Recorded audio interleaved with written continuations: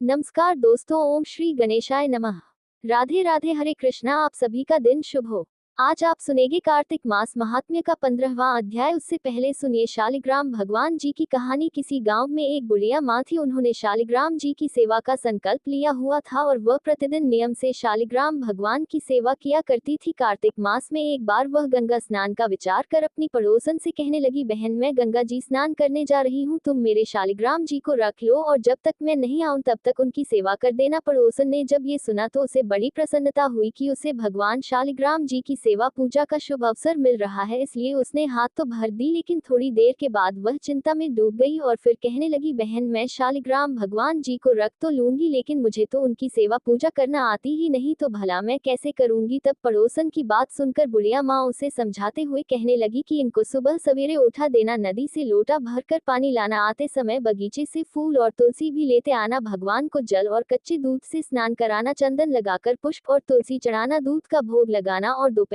को रसोई में जो भी बने उसका भोग लगा देना, शाम को दिया जलाना और रात को सोते समय शालिग्राम जी को भी सुला देना। बस ऐसे ही पूजा करनी है। इतना कहकर वह बुढ़िया माँ पड़ोसन को शालिग्राम जी देकर गंगा जी स्नान करने को चली गई। इधर अपने घर में शालिग्राम जी को पाकर पड़ोसन बहुत उत्साह में थी। पड़ोसन ने सब कुछ बुढ़िया माँ के कहे अनुसार किया। सवेरे उठते ही शालिग्राम भगवान जी को भी आवाज लगा दी कि भगवान उठ जाए, सुबह हो गई। उसके बाद वह बड़ी खुशी खुशी नदी से लोटा भरकर जल ले आए। आते समय बगीचे से फूल और तुलसी भी लेती आए, भगवान को जल और कच्चे दूध से स्नान कराया, चंदन लगाकर फूल और तुलसी चढ़ाई। उसके बाद उसने दूध का भोग लगा दिया। फिर वह दोपहर का भोजन बनाने में लग गई। भोजन बनाकर उसने भगवान को भोग भी लगा दिया। भोग लगाते समय उसने देखा कि उसके द्वारा अर्पित किया गया दूध तो कटोरे में वैसा ही पड़ा है। उसने सोचा कि भोग लगाने का समय हो गया है तो भोग लगा देती हूँ, हो सकता है भगवान भोग के साथ ही दूध पीते हो। थोड़ी देर के बाद उसने फिर से जाकर देखा तो दूध और उसके द्वारा अर्पित किया गया भोग वैसे ही पड़ा हुआ था जैसा वह रख कर गई थी। तब वह भगवान से हाथ जोड़कर कहने लगी, भगवान, दूध भी पी लो और भोजन भी कर लो। अगर आप भोजन करेंगे और दूध पेंगे तभी मैं भोजन कर पाऊंगी। इतना कहकर वह फिर से घर के कामकाज में लग गई। थोड़ी देर के बाद वापस आकर देखा कि भगवान ने तो दूध भी नहीं पिया और ना ही भोजन किया। ये देखकर अब तो पड़ोसन चिंता करने लगी। फिर वह हाथ जोड़कर भगवान से कहने लगी, हे भगवान, आपकी मालकिन आएगी तो कहेगी कि तूने मेरे भगवान को तुबला कर दिया और अभी तो भगवान पूरा एक महीना बाकी है और आज तो केवल पहला ही दिन हुआ है, आपने कुछ भी नहीं खाया पिया। अगर आप भोजन कर लो तभी तो मैं भी भोजन कर पाऊंगी। लेकिन भगवान ने ना तो दूध पिया और ना ही भोजन किया, करते भी कैसे। उधर वह पड़ोसन भी भूखी ही बैठी रही। बीच बीच में आकर वह देखती जाती कि भगवान ने भोजन किया कि नहीं किया, और जब देखती कि सब कुछ वैसा ही रखा हुआ है तो वह भगवान से जीने के लिए प्रार्थना करने लगी। धीरे धीरे इसी तरह से शाम हो गई। भगवान शालिग्राम जी ने सोचा कि अब तो इसे दर्शन देने ही पड़ेंगे, नहीं तो ये बेचारी तो सारा दिन और सारी रात भूखी ही बैठी रहेगी। ऐसा सोचकर भगवान छोटा सा मोर मुकुट पीताम्बर धारी रूप धारण करके पाटे पर जाकर बैठ गए। दूध पी लिया और भोजन भी कर लिया। अब तो रोज ऐसे ही होने लगा। एक दिन भगवान ने पड़ोसन से कहा कि मैं गाय चरा लाऊं, तो पड़ोसन कहने लगी, अरे थोड़े ही दिन तो रहोगे, क्यों जाते हो। पर भगवान नहीं माने। हाथ में सोने की लाठी, कंधे पर हीरे मोती का जड़ा पीताम्बर डालकर चले गए गाय चराने। दिन भर गाय चराए और शाम को गोधुली बेला में गाय लेकर वापस भी आ गए। अब तो रोज ही रोज पड़ोसन के घर में ऐसा होने लगा। भगवान रोज दूध पीने लगे और भोजन करने के बाद गाय चराने चले जाते और शाम को गोधुली बेला में वापस भी आ जाते। इसी तरह धीरे धीरे करके कार्तिक मास बीत गया। बुढ़िया माँ गंगा स्नान करके घर वापस आई। स्नान ध्यान से निपट कर सोचने लगी कि अपने शालिग्राम जी को तो ले आऊं। आकर वह पड़ोसन के घर गई। पड़ोसन से कहने लगी, बहन, जरा मेरे शालिग्राम जी तो दे दो। तो पड़ोसन कहने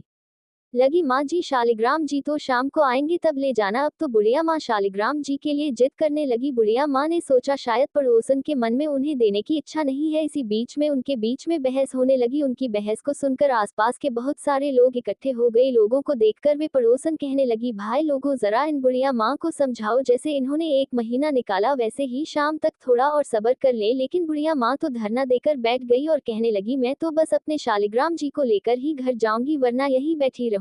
बुढ़िया माँ को लगा कि शायद उसकी पड़ोसन झूठ बोल रही है। बुढ़िया माँ उसे डपट कर कहने लगी, बता तूने कहाँ छुपा कर रखा है मेरे शालिग्राम जी को। लेकिन पड़ोसन हाथ जोड़कर बार बार कहती रही और बुढ़िया माँ को समझाती रही कि माँ जी, शाम को जब शालिग्राम जी आ जाए तब ले जाना। लेकिन बुढ़िया माँ को कोई बात ही समझ में नहीं आए। और इधर जब शाम हुई तो भगवान जी गाय चराकर वापस आए और गाय को उसकी जगह पर छोड़कर भगवान उस पड़ोसन के घर के मंदिर में खुद ही विराजित हो गए। ये देखकर पड़ोसन बुढ़िया माँ से बोली, माँ जी, आ गए आपके शालिग्राम शालिग्राम जी लो, अब ले जाओ अपने भगवान जी। पड़ोसन ने तो कह दिया, लेकिन बुढ़िया माँ को भगवान जी दिखाई ही नहीं दिए। उसे कुछ भी समझ में नहीं आया। तब बुढ़िया माँ बोली, तू इतनी देर से मना क्यों कर रही थी? जरूर तूने ही कहीं छुपा कर रखा था मेरे भगवान को। और बुढ़िया माँ भगवान जी को इधर उधर ढूंढने लगी, लेकिन पड़ोसन को तो सामने ही भगवान जी दिखाई दे रहे थे। बुढ़िया माँ की बात सुनते ही पड़ोसन को सब समझ में आ गया। खुशी के मारे उसकी आंखों से आंसू बह निकले। उसने भगवान के सामने हाथ जोड़ लिए और फिर वह भगवान जी से बोली, भगवान मुझे तो आपने दर्शन दे दिया, अब इन बुढ़िया माँ को भी अपना रूप दिखा दो, नहीं तो यह मुझ पर शक ही करती रहेंगी। अब तो भगवान को पड़ोसन की बात माननी ही पड़ी और पड़ोसन की बात मानकर भगवान ने मोर मुकुट पीताम्बर धरा, हाथ में सोने की लाठी ली और फिर बुढ़िया माँ को भी दर्शन दे ही दिए। बुढ़िया माँ ये सब देखकर हैरान रह गई। उनका पूरा शरीर कांपने लगा और उनकी आंखों से आंसू भी झरझर बहने लगे। अब तो बुढ़िया माँ ने भगवान के और पड़ोसन के दोनों के पैर छू लिए और कहा, मैं तो इतने दिन से शालिग्राम जी की सेवा कर रही थी, पर मुझे तो कभी भगवान ने दर्शन ही नहीं दिए, क्योंकि मैंने भगवान को केवल मूर्ति मानकर उनकी सेवा की थी और असल में तूने ही भगवान को शुद्ध मन से सच्ची सेवा की, इसीलिए तो भगवान ने तुझे दर्शन दिए हैं। भगवान जैसे आपने उन्हें दर्शन दिए वैसे सबको देना। कथा अधूरी हो तो पूरी करना, पूरी हो तो मान करना। इस कथा को कहने सुनने और हुकारा भरने वाले सभी की मनोकामनाएं पूर्ण करना। प्रेम से बोलिए शालिग्राम भगवान की जय। अब सुनिए कार्तिक मास की सीता नित्य नेम की कहानी। इस कहानी को सीता माता कहती थी और प्रभु श्री राम सुना करते थे। एक दिन श्री राम भगवान को किसी काम के लिए बाहर जाना पड़ा, तो सीता माता कहने लगी कि भगवान मेरा तो 12 वर्ष का नित्यनेम है, अब आप बाहर जाएंगे तो मैं अपनी कहानी किसे सुनाऊंगी? तब श्री राम ने कहा कि सीते आप कुएं की पाल पर जाकर बैठ जाना और वहां पर जो भी औरतें पानी भरने आएंगी उन्हें अपनी कहानी सुना दिया करना। सीता माता कुएं की पाल पर जाकर बैठ गई। तभी एक स्त्री आई, उसने रेशम की जरी की साड़ी पहन रखी थी और सोने का घड़ा ले रखा था। सीता माता उसे देखकर कहने लगी, बहन मेरा 12 वर्ष का नित्यनेम सुन लो। पर वह स्त्री बोली कि मैं तुम्हारा नित्यनेम सुनूंगी तो मुझे तो घर जाने में देर हो जाएगी और मेरी सास मुझसे झगड़ा करेगी, इसलिए उसने कहानी नहीं सुनी और अपने घर चली गई। लेकिन उसके घर जाते ही उसकी रेशम जरी की साड़ी फट गई, सोने का घड़ा मिट्टी के घड़े में बदल गया। सासू ने देखा तो पूछा, अरे बहू ये किसका दोष अपने सिर लेकर आ गई है? बहू बोली, माँ जी कुएं पर एक औरत बैठी थी, उसने अपनी कहानी सुनने के लिए कहा, लेकिन मैंने नहीं सुनी, शायद उसी का ये फल मुझे मिला है। बहू की बात सुनकर अगले दिन वही साड़ी और वही घड़ा लेकर सास कुएं की पाल पर गई। सास को वहीं पर सीता माता बैठी मिली तो माता सीता ने कहा, बहन मेरी कहानी सुन लीजिए। सासू बोली, एक बार छोड़, मैं तो 4 बार कहानी सुन लूंगी। तब सीता माता बोली, राम आए लक्ष्मण आए देश के पुजारी आए, नित्यनेम का नेम लाया आओ। राम बैठो राम तपी रसोई जिमो, राम माखन मिश्री खाओ, राम दूध पताशा पियो, राम सूत के पलका मोठो, राम शाल दुशाला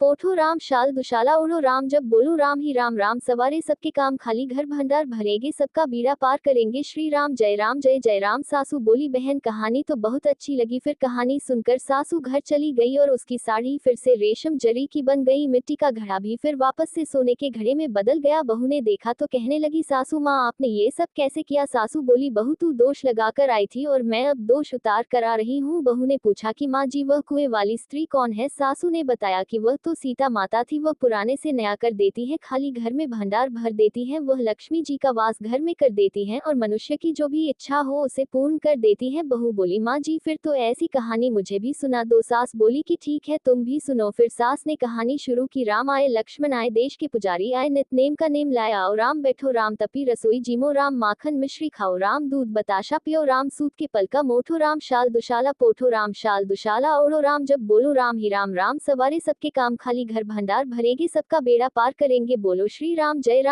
राम। कहानी सुनकर बहू बोली, माँ जी कहानी तो बहुत अच्छी है। सासू ने कहा, ठीक है अब से हम इस कहानी को रोज किया करेंगे। अब सास बहू रोज सवेरे उठती, नहाती धोती और पूजा करने के बाद नित्यनेम की सीता माता की कहानी कहती थी। एक दिन की बात है, उनके यहाँ पड़ोस की एक औरत आई और बोली कि बहन जरा सी आंच तो देना। तो बहू बोली कि आंच तो अभी हमने जलाई ही नहीं। पड़ोसन बोली, तो फिर तुम सुबह 4 बजे से उठकर क्या कर रही हो? तो उन्होंने कहा कि हम तो सुबह सुबह उठकर पूजा करते हैं, फिर सीता माता की नित्यनेम की कहानी कहते हैं। पड़ोसन ने उनकी बात सुनकर फिर कहा कि सीता माता की कहानी कहने से तुम्हें क्या मिला? तब वे दोनों बोली कि सीता माता की कहानी कहने से घर में भंडार भर जाते हैं, सारे काम पूर्ण हो जाते हैं, मन की इच्छा भी पूरी होती है। पड़ोसन ने कहा, बहन अगर ऐसा है तब तो फिर मुझे भी कहानी सुना दो। तब बहू बोली कि ठीक है तुम भी यह कहानी सुन लो। राम आए लक्ष्मण आए देश के पुजारी आए, नित्यनेम का नेम लाया आओ, राम बैठो राम तपी रसोई जिमो, राम माखन मिश्री खाओ, राम दूध बताशा पियो, राम सूत के पलका मोठो, पोठो राम शाल दुशाला, पोठो राम शाल दुशाला, ओढ़ो राम जब बोलो राम ही राम, राम सवारे सबके काम, खाली घर भंडार भरेंगे, सबका बेड़ा पार करेंगे, श्री राम जय जय राम। पड़ोसन ने इस कहानी को सुना तो कहने लगी, बहन कहानी तो बहुत अच्छी लगी। अब वह पड़ोसन भी नितनेम सीता माता की कहानी कहने लगी। कहानी कहने से सीता माता ने पड़ोसन के भी धन के भंडार भर दिए। देखते ही देखते अब तो पूरे मोहल्ले में नितनेम की कथा चल पड़ी और हर किसी की मनोकामना पूर्ण होने लगी है। सीता माता, जैसे आपने उन सभी के भंडार भरे वैसे ही हमारे भी भरना। कहानी कहने वाले, सुनने वाले और हुंकार भरने वाले सबके भरना। सभी प्रेम से बोलिए सीता मैया की जय। अब सुनिए आज का अध्याय। महाराज पृथु ने देवर्षि नारद जी से पूछा, हे देवर्षि, यम पंचक काल में दीपदान का क्या महत्व और विधान है, कृपा करके मुझे बतलाए। तब नारद जी ने कहा, हे राजन, कार्तिक मास के कृष्ण पक्ष की त्रयोदशी से शुक्ल पक्ष की द्वितीया अर्थात दोज तक के 5 दिन यम पंचक कहलाते हैं। इन दिनों में धनतेरस की रात्रि को यमराज जी के निमित्त दीपक जलाने से यमराज जी प्रसन्न होते हैं और अकाल मृत्यु आदि नहीं होती। इसके अगले दिन कार्तिक कृष्णा चतुर्दशी को नरक चतुर्दशी भी कहते हैं। इस दिन तिल का तेल, अपामार्ग तथा दूर्वा आदि लगाकर स्नान करना चाहिए। स्नान के बाद दक्षिण की ओर मुख करके अपसव्य होकर जल में तिल मिलावे और 3-3 अंजुलि से यमाय, धर्मराजाय, मृत्युवे, अंतकाय, कालाय, सर्वभूतक्षाय, औदुम्बराय, अघनाय, परमेशनय, वृकोद्राय, त्राय, चित्रगुप्ताय इन नामों से यमराज जी को तर्पण करे। फिर सायंकाल ब्रह्मा, विष्णु, शिव जी तथा दुर्गा जी के मंदिरों में तथा वृक्ष सभा, गौशाला, बगीचा, नदी, तालाब, कुआं, बावड़ी, गली, चौरास्ता, खेत, शमशान आदि में दीपक जलावे और रात्रि को श्री लक्ष्मी जी की पूजा करे। यदि शस्त्र से किसी की मृत्यु हुई हो तो उसके निमित्त भी चतुर्दशी को दीप दान करना चाहिए। इससे अक्षय पुण्य फल प्राप्त होता है। इसके बाद कन्या, ब्रह्मचारी तथा तपस्वियों को भोजन कराएं, इससे यमलोक न जाकर शिवलोक की प्राप्ति होती है। कार्तिक की अमावस्या अर्थात दीपावली के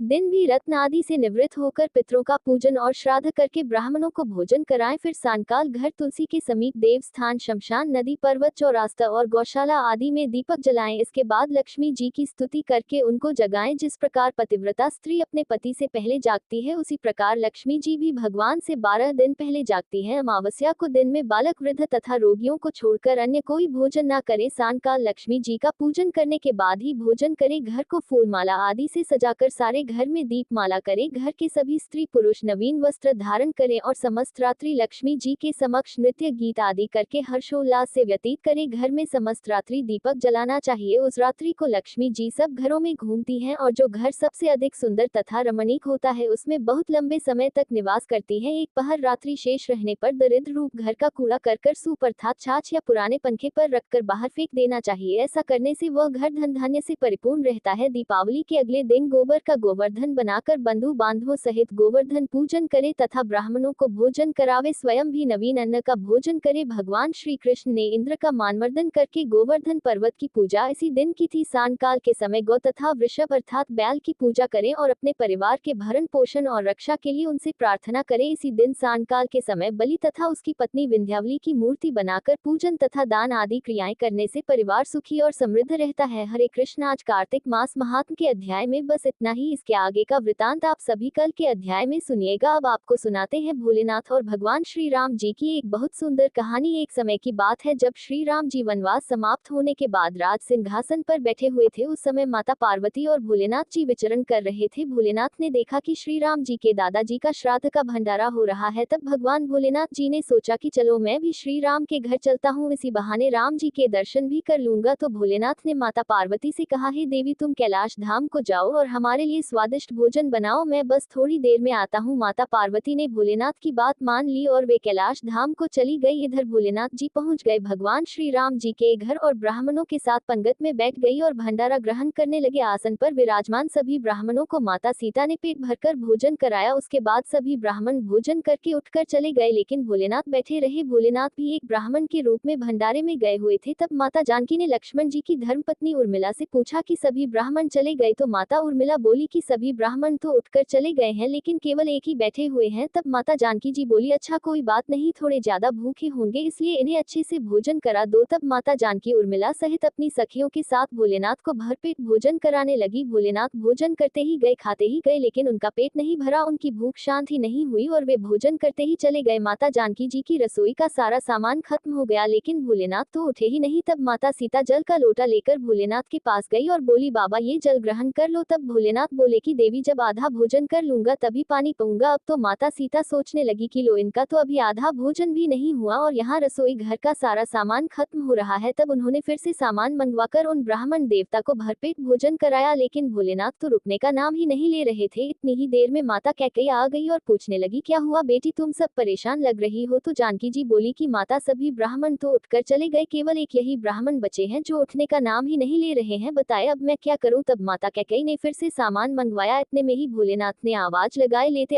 आओ, बहुत जोर से भूख लगी है। तब माता जानकी जी बोली, बाबा अभी तो आटा साना है, थोड़ी पूरी पका लूं फिर लेकर आती हूँ। तब भोलेनाथ जी बोले, अरे बेटा आटा ही ले आओ, मैं तो आटा ही खा लूंगा। अब तो भोलेनाथ ने आटा दाल चावल सब कुछ बिना बने ही रसोई घर में ले जाने से पहले ही समाप्त कर दिया। माता सीता हार कर दौड़ी दौड़ी श्री राम जी के पास गई। उन्हें परेशान देखकर श्री राम बोले, क्या हुआ जानकी जी, इतना परेशान क्यों हो। तब माता जानकी बोली कि हे प्रभु, सभी ब्राह्मण तो उठकर चले गए हैं, केवल एक ऐसा ब्राह्मण बैठा हुआ है जो कि सारे भंडार को खाली किए दे रहा है। राशन मंगवा कर लाओ तो रसोई घर में जाने से पहले ही बोरियों की बोरियां समाप्त कर दे रहा है। सीता जी की बात सुनकर श्री राम बोले, चलो मैं देखता हूँ कि ऐसा कौन आ गया है। श्री राम जी भंडारे में पहुंच गए, देखते ही पहचान गए कि अरे ये तो मेरे भोलेनाथ जी हैं। तब श्री राम ने भोलेनाथ को मन ही मन प्रणाम किया और कहने लगे कि जानकी जी, इन्हें तो कोई नहीं खिला सकता, इनको तो केवल अन्नपूर्णा माँ ही खिला सकती है। तब राम जी ने मन ही मन माता पार्वती जी को बुलाया और तब माता पार्वती जी प्रकट होकर बोली, क्या हुआ श्री राम जी, आपने मुझे क्यों याद किया। तब भगवान श्री राम बोले, माते यह बाबा तो उठने का नाम ही नहीं ले रहे, जरा देखिए। तो तब माता पार्वती जी बोली कि इन्होंने तो कहा था कि पार्वती तुम कैलाश पर खाना बनाओ, दोनों साथ में मिलकर खाएंगे, लेकिन मेरे स्वामी तो स्वयं यहाँ पर अकेले अकेले खा रहे हैं। तब माता पार्वती जी बोली कि चलो मैं देखती हूँ। तब माता ने एक लड्डू भोलेनाथ जी की थाली में रख दिया और भोलेनाथ उस लड्डू को खाने लगे। अब तो भोलेनाथ खाते चले गए, लेकिन लड्डू खत्म ही नहीं हो रहा था। भोलेनाथ सोचने लगे कि भला ये लड्डू खत्म क्यों नहीं हो रहा, ये तो जाना पहचाना लड्डू लग रहा है। भोलेनाथ जी ने सोचा कि यह कौन सा लड्डू माता सीता उन्हें खिला रही है। तब उन्होंने नजर उठाकर माता सीता को देखना चाहा। तब सामने माथे पर लाल बिंदी लगाए स्वयं अन्नपूर्णा माता पार्वती जी खड़ी थी। माता बोली, और कितने लड्डू रख दूं। माता पार्वती को देखते ही भोलेनाथ बोले, बस हो गया, मेरा पेट भर गया है। भोलेनाथ जी अब उठ गए, अब उनका पेट वास्तव में भर चुका था। भोलेनाथ जी भोजन करके उठ गए। तब भगवान श्री राम जी ने सीता जी सहित भोलेनाथ और माता पार्वती जी का बहुत बहुत आदर सत्कार किया और भगवान भोलेनाथ ने प्रसन्न होकर माता जानकी को अखंड सौभाग्यवती होने का आशीर्वाद दिया। फिर भगवान शिव देवी पार्वती सहित अंतर्ध्य हो गए। सभी प्रेम से बोलिए, बोले शंकर भगवान की जय, सियापति रामचंद्र जी की जय। अब सुनिए तुलसी स्तोत्र चालीसा पाठ और आरती। सनातन धर्म में तुलसी को अत्यंत पूजनीय माना जाता है। जिस घर के आंगन में तुलसी होती है वहां कभी कोई कष्ट नहीं आता और माँ तुलसी के नाम के उच्चारण मात्र से ही भगवान विष्णु प्रसन्न हो जाते हैं। तुलसी जी में जल चढ़ाने से घर में सुख समृद्धि आती है तथा हर प्रकार के रोग शोक आदि व्याधि से मुक्ति मिल जाती है। तुलसी जी की पूजा करते समय श्री तुलसी स्तोत्र का पाठ जरूर करना चाहिए। ऐसा करने से माता तुलसी जल्द प्रसन्न होती हैं और माता तुलसी जी की पूजा का भक्तों को दोगुना फल मिलता है। तो प्रिय श्रोताओं, अब आपको पुनरीकृत तुलसी स्तोत्र का हिंदी अनुवाद सुना रहे हैं। आप सब भी मन में श्रद्धा रखकर तुलसी स्तोत्र का हिंदी अनुवाद सुनिए। देवी तुलसी माँ को मेरा प्रणाम है, मैं आपको नमन करता हूँ। हे विश्व की पालक, आप श्री हरि की परम प्रिय हैं। हे देवी, आपकी शक्ति के कारण ब्रह्मा से लेकर सभी देवता इस संपूर्ण संसार को बनाए रखने और उसका अंत करने में सक्षम है। इसका अर्थ है कि आपके कारण ही ब्रह्मा जी के साथ अन्य देवता गण सृष्टि के निर्माण, उसके पालन पोषण और विनाश में लगे हुए हैं। देवी तुलसी जी, आपको मेरा प्रणाम है। जो जीवन में कल्याण लाती है उन देवी तुलसी को नमस्कार है। जो श्री विष्णु जी की प्रिय है और जो शुभ है, मुक्ति प्रदान करने वाली और समृद्धि प्रदान करने वाली देवी तुलसी को नमस्कार है। देवी तुलसी को नमस्कार है। हे देवी, कृपया मुझे सभी प्रकार के दुर्भाग्य और विपत्तियों से बचाए रखना। हे देवी, आपकी महिमा का वर्णन करना, यहाँ तक कि आपका स्मरण मात्र ही मनुष्य को पवित्र बना देता है। देवी तुलसी जी को प्रणाम। मैं देवी तुलसी को पूरी श्रद्धा के साथ प्रणाम करता हूँ, जो देवियों में सबसे प्रमुख हैं और जिनका तेजो में रूप है, जिसे देखकर इस नश्वर संसार के सभी पापी अपने पापों से मुक्त हो जाते हैं। देवी तुलसी को मेरा प्रणाम है। इस पूरे विश्व को देवी तुलसी जी ने संरक्षित किया है, जिसमें गतिमान और अचल दोनों प्राणी शामिल हैं। देवी पापी व्यक्ति के सभी पापों को नष्ट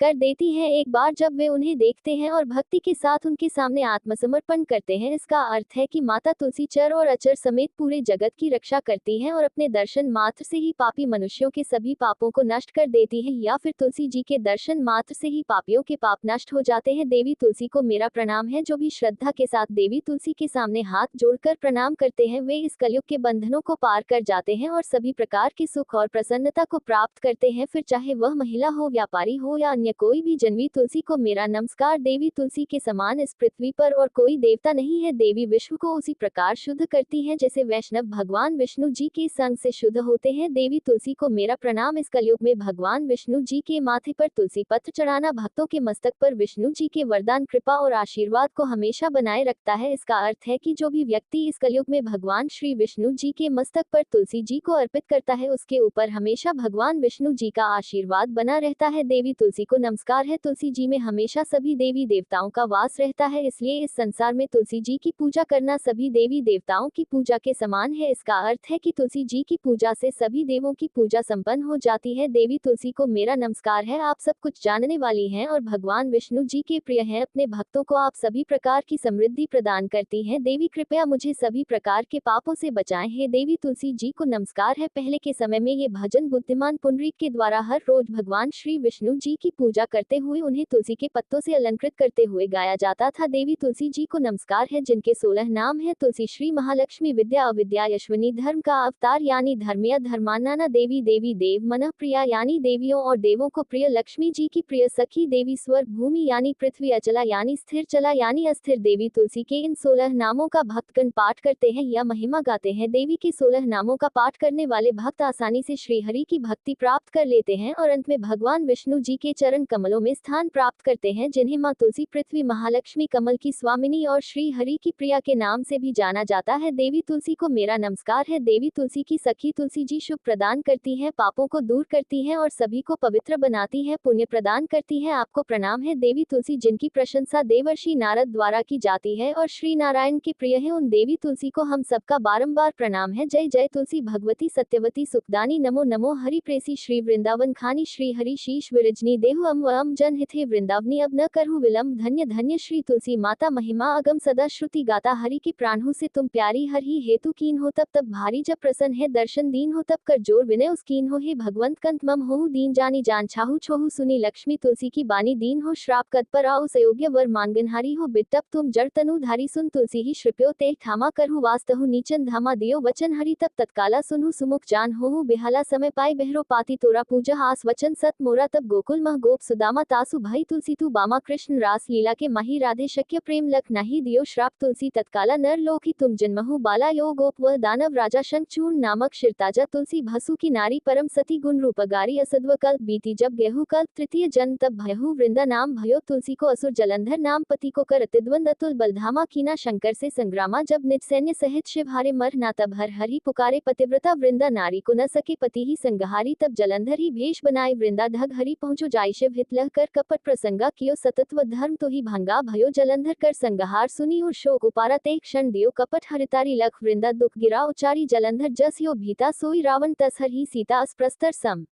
हृदय तुम्हारा, धर्म अखंडी मम पते संगहारा, यही कारण लह श्राप हमारा, होवे तनु पाषाण तुम्हारा, सुनी हरि तुरत ही वचन उचारे, दियो श्राप बिना विचारे, लिखियो ना निज कर तू, पति को छलन चाहियो, जब पार्वती को जड़ मती तू, असो जड़ रूपा, जग में तुलसी बिटप अनुपा, धगव रूप हमशाली ग्रामा, नदी गण की बीच ललामा, जो तुलसी दल हम चढ़ है, सब सुख भोग परम पद पी है, बिनु तुलसी हरि जलत शरीरा, अतिशय उक्त शीश और पीरा, जो तुलसी दल हरि सिर धारत, सो सहस्त्र घट अमृत दारत, तुलसी हरि मन रंज निहार, रोग दोष दुख भंज निहारी, प्रेम सहित हरि भजन निरंतर, तुलसी राधा में ना अंतर, व्यंजन हो 56 प्रकारा, बिन तुलसी दल न हर प्यारा, सकल तीरथ तुलसी तरु छाही, लहत मुक्ति जन संशय ना, कवि सुंदर एक हरि गुण गावत, तुलसी निकट सहस गुण पावत, बसत निकट दुर्वासा धामा, जो प्रयास ते पूर्व ललामा पाठ करह, जो नित नर नारी हो सुख भाह त्रिपुरारी, तुलसी चालीसा पढ़, तुलसी तरु ग्रह धारी, दीप दान कर पुत्र फल पाओ, बंध नारी सकल दुख दरिद्र हरिहार, परम प्रसन्न आश धन जन लड़ कर बसे, पूर्ण अत्र लाह अभिमत फल, जगत महलाह पूर्ण सब काम, जय दल अर्पल, तुलसी ते सहस बसे हरि राम, तुलसी महिमा नाम लख, तुलसी सूत सुख राम, मानस 40 रचो जगमग, तुलसीदास प्रेम से बोलिए तुलसी महारानी की जय, तुलसी महारानी नमो नमो, हर की बटरानी नमो नमो नमो, तुलसी महारानी नमो नमो, धन तुलसी पूर्ण तप कीनो, शालिग्राम बनी पटरानी नमो नमो, तुलसी महारानी नमो नमो, हर की पटरानी नमो नमो, जाके पत्र मंजरी कोमल, श्रीपति कमल चरण लपटानी नमो नमो, तुलसी महारानी नमो नमो, हरि की पटरानी नमो नमो, कौन महीने बोई रानी तुलसी, कौन महीने हुई हरियाली नमो नमो, तुलसी महारानी नमो नमो, हर की पटरानी नमो नमो। कौन महीने हुई तेरी पूजा, कौन महीने हुई पटरानी नमो नमो। तुलसी महारानी नमो नमो। आषाढ़ मास में बोई रानी तुलसी, सावन महीने हुई हरियाली नमो नमो। तुलसी महारानी नमो नमो। हरि की पटरानी नमो नमो। कार्तिक मास में हुई तेरी पूजा, मंगसर मास हुई पटरानी नमो नमो। तुलसी महारानी नमो नमो। हर की पटरानी नमो नमो। धूप दीप नैवेद्य आरती पुष्पन की वर्षा बरसानी नमो नमो। तुलसी महारानी नमो नमो। हर की पटरानी नमो नमो। 56 भोग छो व्यंजन बिन तुलसी हरि एक न मानी नमो नमो। तुलसी महारानी नमो नमो। हरि की पटरानी नमो नमो। जो तुलसी को सवेरे गाए श्री कृष्ण के दर्शन पाए नमो नमो। तुलसी महारानी नमो नमो। हर की पटरानी नमो नमो। जो तुलसी को दोपहर गाए खीर खांड का भोग लगाए नमो नमो। तुलसी महारानी नमो नमो। हरि की पटरानी नमो नमो। जो तुलसी को साज को गाए श्री कृष्ण कृष्ण की आरती उतारे नमो नमो। तुलसी महारानी नमो नमो। हरि की पटरानी नमो नमो। जो तुलसी को रात को गाए श्री कृष्ण के चरण दबाए नमो नमो। तुलसी महारानी नमो नमो। हरि की पटरानी नमो नमो। सब सखी मैया तेरो यश गावे, भक्ति दान दी महारानी नमो नमो। तुलसी महारानी नमो नमो। हर की पटरानी नमो नमो। तुलसी महारानी नमो नमो। हर की पटरानी नमो नमो। प्रेम से बोलिए श्री कृष्ण भगवान की जय, तुलसी महारानी की जय।